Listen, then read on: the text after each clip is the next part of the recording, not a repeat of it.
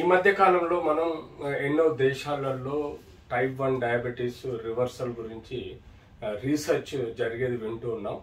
Type 2 diabetes ఆబ్వియస్గా physical and mental changes వల్ల, అంటే మనం మానసికంగా ఒత్తిడి తగ్గించుకొని ప్రాపర్ డైట్, ఎక్సర్సైజెస్, ఈవెన్ మనము డైటరీ కంట్రోలు, అంతేకాకుండా ఇంటర్మీడియట్ ఫాస్టింగ్ లాంటివి చేయటం వల్ల మనం టైప్ 2 డయాబెటీస్ని కంట్రోల్ చేయగలుగుతున్నాం, రివర్సల్ చేయగలుగుతున్నాం. కానీ ఈరోజు చైనా వాళ్ళు టైప్ 1 డయాబెటీస్ని, అంటే ఎక్కడైతే ఇన్సులిన్ ప్రొడక్షన్ అంటూ బాడీలో ఉండదో అలాంటి దాన్ని రివర్సల్ చేయడానికి కూడా కొన్ని రీసెర్చ్ చేయడం జరిగింది. అంటే కొన్ని యూనివర్సిటీస్ చైనాలో ఇప్పుడు షార్ట్ టర్మ్ ఒక 2 years క్లినికల్ ట్రయల్ చేయడం జరిగింది.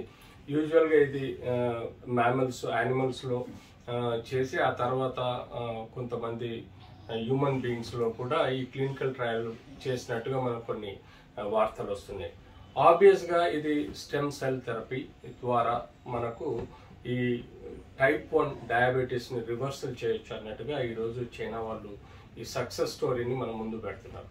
సో దీనిలో స్టెమ్ సెల్స్ అన్నది మనము యూజువల్గా ఎంబ్రియానిక్ సెల్స్, అంటే పిండం యొక్క ఇనిషియల్ స్టేజ్లో ఎంబ్రియో నుంచి ఫామ్ అయ్యే దగ్గర నుంచి మనం ప్లూరిపోటెంట్ సెల్స్ అనేది తీసుకొని వాటిని టైప్ 1 డయాబెటీస్లో ఇంప్లాంట్ చేయడము, లేదంటే అడల్ట్ బోన్ మ్యారో నుంచి ప్లూరిపోటెంట్ సెల్స్ ఏవైతే స్టెమ్ సెల్స్ ఉన్నాయో తీసుకొని ఇంప్లాంట్ చేయడం వల్ల మన బాడీలో ఒక ఈ ప్యాంక్రాస్ సంబంధించిన ఐసోలేట్స్ ఆఫ్ ప్యాంక్రాస్ ఏవైతే ఉన్నాయో వాటి యొక్క ప్లూరిపోటెంట్ సెల్ ద్వారా ప్రొడ్యూస్ చేసి తద్వారా మన బాడీలో ఇన్సులిన్ ప్రొడ్యూస్ చేయడం అనేది ఇది టైప్ 1 డయాబెటీస్ రివర్సల్ చేయడం అంటే ఇట్ ఈస్ డెఫినెట్లీ ఒక ప్రపంచంలో ఒక ఒక కొత్త పరిశోధన ద్వారా కొన్ని కోట్ల మందికి ఉపయోగపడే విధంగా చేసే స్టెమ్ సెల్ థెరపీ. కానీ ఇది షార్ట్ టర్మ్ క్లినికల్ ట్రయల్స్ జరిగినాయి. దీని మీద లాంగ్ టర్మ్ క్లినికల్ ట్రయల్స్ అంటే కనీసం 5 నుంచి 10 సంవత్సరాల క్లినికల్ ట్రయల్ జరగాల్సిన ఉంది. తద్వారా మనకు దీనిలో ఉండే సాధక బాధకాలు, నష్టాలు, కష్టాలు అన్ని తెలుసుకోవాల్సిన అవసరం ఉంది.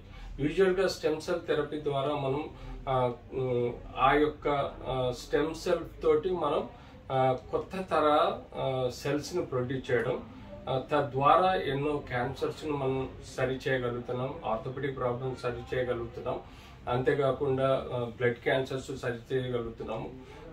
సో బట్ ఈ స్టెమ్ సెల్ ద్వారా కొన్ని సమస్యలు కూడా మనం ఇప్పటివరకు చూసామంటే ట్యూమర్ లైక్స్ గడ్డలు ఫామ్ అవడం, కొన్ని అంటే రిజెక్షన్స్. సపోజ్ మన బాడీలో ఉన్న రోగ నిరోధక శక్తి, ఇమ్యూన్ సిస్టమ్ ఎక్కడైనా ఈ యొక్క స్టెమ్ సెల్స్ రిజెక్ట్ అవడం వల్ల వచ్చే సమస్యలు కూడా ఇంకా క్లినికల్ స్టడీ చేయాల్సిన అవసరం ఉంది. అన్లెస్ అంటిల్ మనం ఇవన్నీ పర్టికులర్గా ఒక లాంగ్ టర్మ్ క్లినికల్ ట్రయల్ చేసి ఈ స్టెమ్ సెల్స్ వలన సేఫ్టీ ఉందన్నప్పుడే ఈ ఇండియాలో ఎక్కువ శాతం ప్రజలు టైప్ 1 డయాబెటీస్, టైప్ 2 డయాబెటీస్తో సతమతం అవుతున్న వాళ్ళకి ఇలాంటి స్టెమ్ సెల్ థెరపీ ఇచ్చే ముందు అన్ని క్లినికల్ ట్రయల్స్ సక్రమంగా చేసి ఇవ్వటం వలన మనకు ప్రజల్లో కాంప్లికేషన్స్ రాకుండా అవాయిడ్ చేయొచ్చు. So no doubt future is with us. మనమంతా ఇలాంటి స్టెమ్ సెల్ థెరపీ కానీ క్లినికల్ ట్రయల్స్ సక్రమంగా చేసి టైప్ 1 డయాబెటీస్ను పారదోలాల్సిన అవసరం కూడా ఉంది.